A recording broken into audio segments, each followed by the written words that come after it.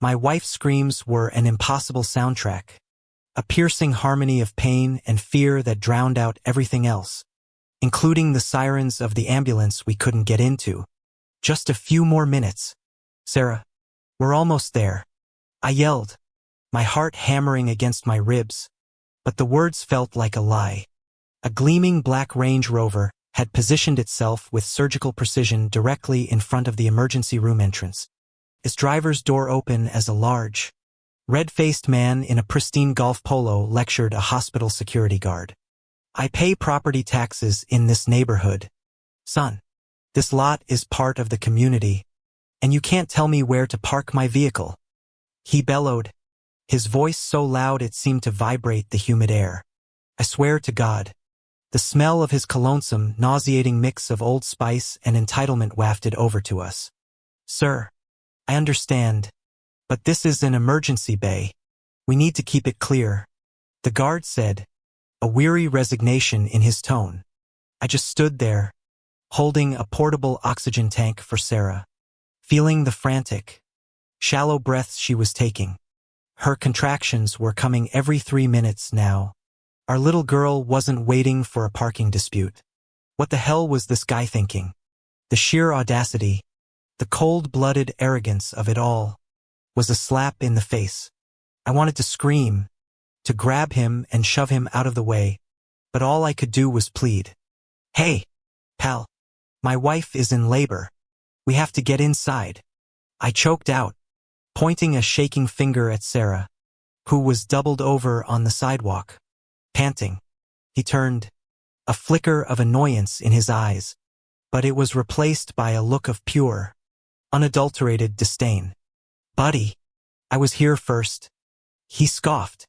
You think your little problem is more important than my right to protest this hospital's blatant disregard for property owner privileges? My jaw literally dropped. Was he for real? Could a human being actually be this dense? This selfish? I felt my pulse quicken, not from the physical exertion, but from a surge of white-hot fury that threatened to boil over. It's a life-or-death situation. I tried again, my voice cracking with desperation. He just shrugged, leaning against his SUV like he owned the place, a smug smirk plastered across his face. Tough luck. Now if you'll excuse me, I'm waiting for a package delivery that was supposed to come in an hour ago. A package?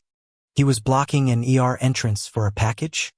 A low growl escaped my throat as Sarah let out a gut-wrenching cry, and a paramedic hurried over to check on her.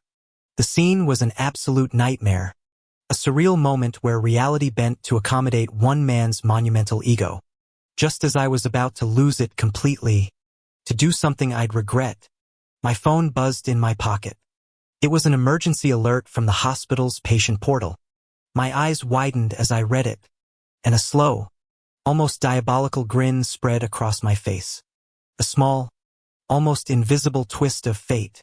A little piece of information I had completely forgotten. The smug Karen noticed my change in expression. What? Did your little wife finally get it through her head that I'm not moving? He sneered. I just shook my head, my grin widening. Nah, man. My wife's an obstetrician here. Dr. Sarah Miller. She just got an emergency alert. Looks like a baby is on its way. The color drained from his face as a sudden flash of recognition crossed his eyes.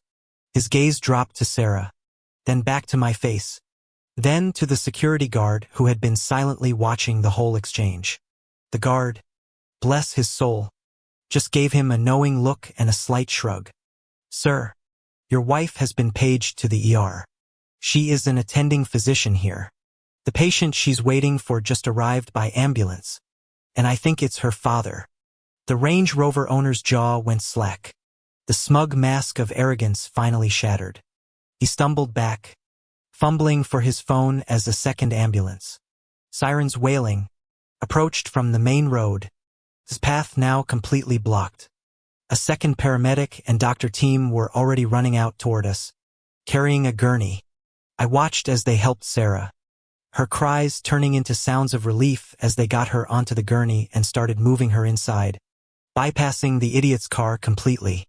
I heard him on the phone, his voice a panicked, shaky whisper. Babe? What's going on? They said you're dead. He's in the ER? Why would they page you? I thought you worked in administration? And that was it. The true, beautiful irony of it all. He wasn't a Karen at all. At least not in the sense of being a patient's family member. He was just a selfish man-child who didn't care about anyone but himself. And in his self-centered rage, he had almost caused harm to his own family.